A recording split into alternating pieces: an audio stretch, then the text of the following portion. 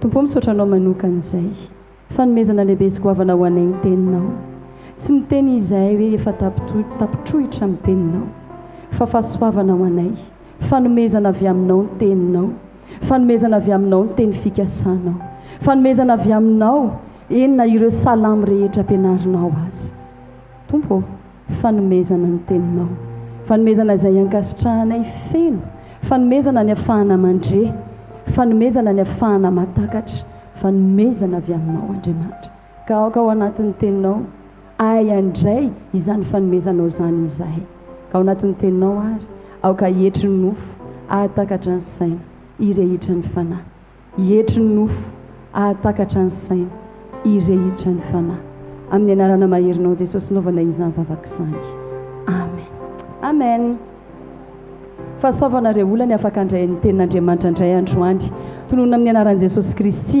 ampitombon'Andriamanitra aminao aneny fahasoavany ampitombon'Andriamanitra aminao aneny fahatakarana ny teniny ampitombon'Andriamanitra aminao ane ny voninahiny rehetra amen mankasitraka manokana amin'ny pasteur Intsoa ny amin'ny fahafahana izaran'ny tenin'Andriamanitra androany misaotra antsika ihany koa izay eto atoerana sy mety manaraka amin'ny onjam-peo amin'ny fahitalavitra amin'ny fomba maro samihafa na eo amin'ny tambazotra tsy ho diso ny fahatsaran'Andriamanitra ny hainao sy ny ankohonanao tamin'ny farantsika dia nianatra momba ny fanjakan'Andriamanitra sy ny teniny tsy afaka tafiditra ao anatin'ny fanjakan'Andriamanitra isika raha tsy malala ny tenin'Andriamanitra ny fitenenan'i Jesosy tamin'ny mpianatra fa omeny azy ny fanalahidin'ny fanjakan'Andriamanitra tenin'i Jesosy izany tenin'ny fanalahidin'ny fanjakany amen angataka antsika rehetra avohay daholo ny lakile any aminareo alefa ny vehivavy izao ny tena moka eo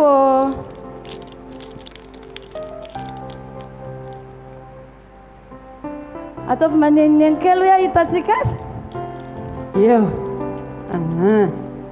rehefa mijery aho sy mandinika dia manana lakile daholo fanontaniako ny lakile rehetra amin'iny porte-clé anao iny na any an-trano ve fantatrao daholo ny asany ny sasany efa haingo-tsehatra fotsiny sisa marina samarina any nareo koa mitovy aminay ao an-tranonay misy lakile be deaibe izay tsy fantatray mihitsy hoe mamoa inona ary ty izavy manana lakile ohatrany ao an-trano monsieur kako ake mitovy daholo ihany fa zao raha omeko anao ty lakile ty ka tsy teneniko anao hoe inona ny fampiasa azy dia hainao ve hoe ahoana niditra ao amin'le toerana le tompony ty zao ary ataontsika hoe tsy mahalala ianao hoe inona ny fiaranay fa omeko anao ny lakile an'ity fiara ty aty andramanao daholo ny fiara rehetra trary ambony ary ka traty ambany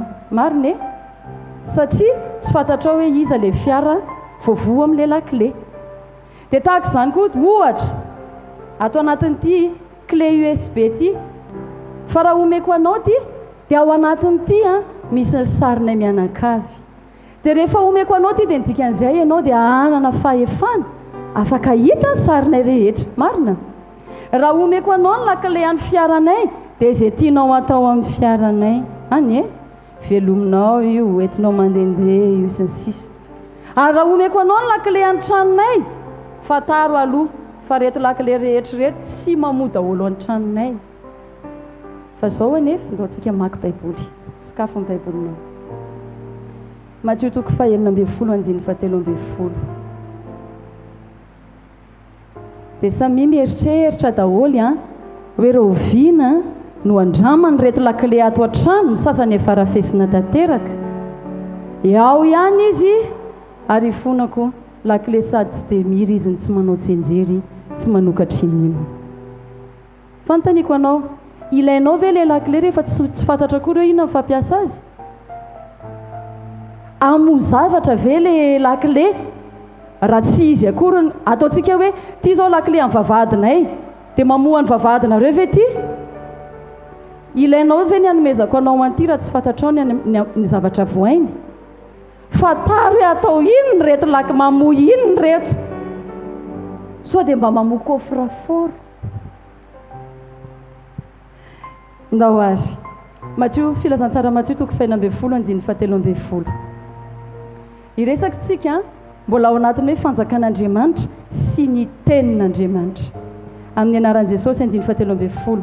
Matthieu 16:13.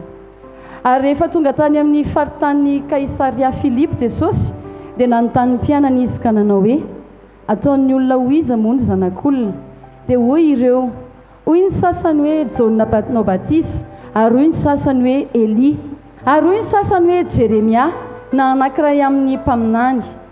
Ary hoy Jesosy taminy, fa ianareo kosa manao ay hoy izy? Ary namaly Simona Petera ka nanao hoe ianao ny Kristy, zanak'Andriamanitra velona. Dia namaly Jesosy ka nanao taminy hoe sambatra ianao ry Simona Barjona, fa tsy nofo amandranona ny eo anao an'izany, fa ny raiko izay any an-danitra. Ary izao milaza aminao koa ianao no Petera, ary ambonin'ity vatolampy ity no ahoriko ny fiangonako, ary ny vavahadin'ny fiainatsita dia tsy haresy azy. Miaraka mamaky eo amin'io parti io azafady andiny fasivy folo. Omeko anao mafimafy omeko anao ny fanalahidin'ny fanjakan'Andriamanitra toy isika ka na inona fehezinao ety ambony tany dia ho fehezinao any an-danitra, ary na inona ho vahanao ety ambony tany dia ho vahana any an-danitra. Ny zavatra nomeny Jesosy dia teny, tsy hoe tamin'ny fotoana io izy nalainy le lakile dia nomeny azy, fa fanalahidiny no nomeny Jesosy azy dia tsy iny zany fa ny tenin'i Jesosy. Na me fikasany, na me promesse, na me teny anankiray Jesosy tamin'ny Petera hoe eo ny sura tsy fahaizanao na ny fahalalanao na lalanao hoe iza, fa hoy Jesosy mantsy azy omeko anao ny fanalahidy ny fanjakan'Andriamanitra. Omen'Andriamanitra anao any ny fanalahidy ny fanjakan'Andriamanitra. Omarina aminao zany satria izao tadidio rehefa niteny Jesosy olombelona anankiray Petera no nitenenany an'izany, fa le izy teny fikasana izay niteneny hoe ary ianareo azy mbola anao mihoatra lavitra noho izany ny ahafahany manao mihoatra lavitra noho Jesosy dia amin'ny alalantsika tsirairay avy noho izany, fa l'idée marina amintsika ihany koa fa nomeny Jesosy atsika ny fanalahidiny lanitra, ny fanjakan'Andriamanitra. Amen. Averintsika tsy falifaly be fotsiny tsika fa zao ny tenenin'ny Tompo, omeko anao izy ny fanalahidiny fanjakan'Andriamanitra, je te donne la clé. Omeko anao ny la clé, ka na inona fehezinao eto ambony tany dia ho fehezinao any an-danitra, ary na inona azonao an-tsaina ve raha omeko anao ty la clé ty dia ty ohatra la clé an-tranonay dia ny dikan'izay manana fahefana fenao an-tranonay ianao. Marina sa marina zay tianao atao ao. Tahaka izany ny tiany Jesosy tenenina, ny zavatra nilazainy Jesosy dia fanalahidy, la clé anankiray tahaka miteny Jesosy hoe omeko anao ny la clé any lanitra Petera, dia ninona voafehanao ety ambony tany dia voafehanao koa zany any an-danitra any, ninona vahanao ety ambony tany dia efa voavaha koa zany any an-danitra.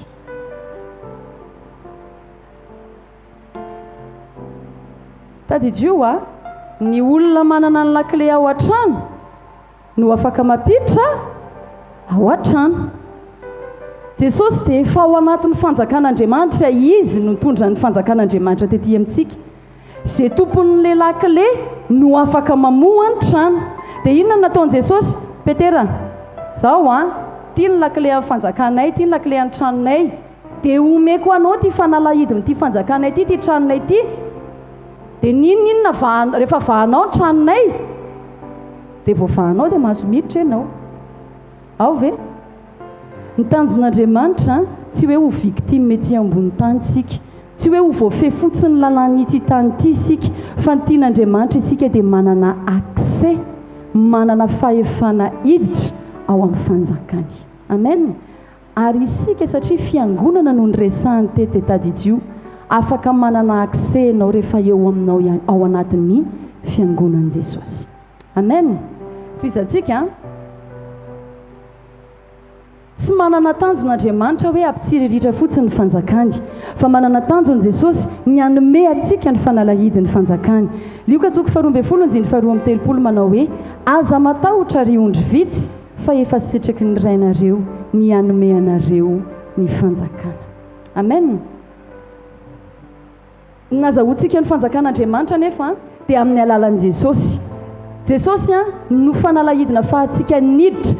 Jesosy ny avao anatiny no namohan'ilay fanjakana dia afaka napiditra atsika. Jesosy no nanome an'ilay lakile sy fanalahidy amin'ny Petera dia izay vao afaka namoha Petera. Iza zany mila nanantsika sy fatatsika?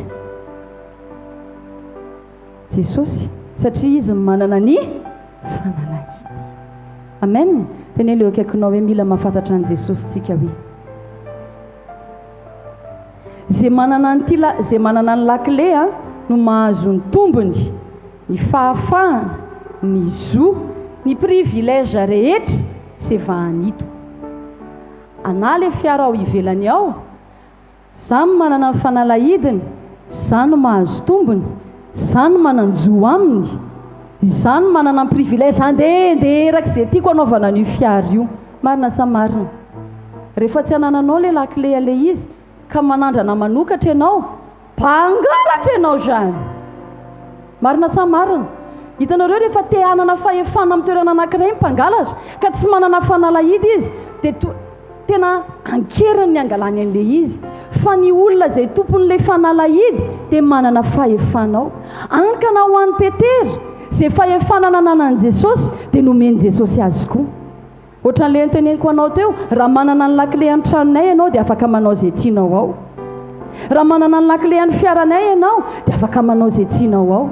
Raha manana ny lakile any fanjakan'Andriamanitra ianao dia afaka ianao manana fahefana amin'ilay zavatra ao. Amen. Teneno hoe Tompo, zany te hanana an'izany Amen. Toizako tsy takatry ny Simona tamin'ny herin'ny tenany hoe manana ny fanalahidiny fanjakan'Andriamanitra izy raha tsy Jesosy napiditra azy tao. Hoy izy tiany Jesosy tenenina teo dia hoe omeko anao ny secret, omeko anao ny lakile sy ny fanalahidy ary tiany tena mahafinaritra ary na ny vavahady ny fiaina tsy hita azy dia tsy atohitra anao. Azonao an-tsaina ve hoe na ny elo azy iaiky hoe fa fahefana ahoana moa zany mahatonga nyty afaka mandroaka anay. Na le fanaratsy avy any amin'ny elo azy dia tena hiteny hoe andray dia nomeny Jesosy an'iny olona iny ve ny fanalahidy ka na izahay azy tsy mahazo mikasika an'iny olona iny. Ka ahoana, aka fanalahidy sa tsy aka fanalahidy? Ny sasany tsy maninona hoy ianao amin'izay reo elo reo tsy mahazo azy zany. Tamin'ny herinandro nitsodran'ny olona dia tiany lazaiko azy ary ataoko tonoko amin'ny anaran'i Jesosy fa marina aminao ty. Hoy aho mantsian'ny olona ho tahian'Andriamanitra amin'ny fomba tsy takatry ny sainany ianao ka na ny fahavalonao ary tonga eo hindrana vola aminao.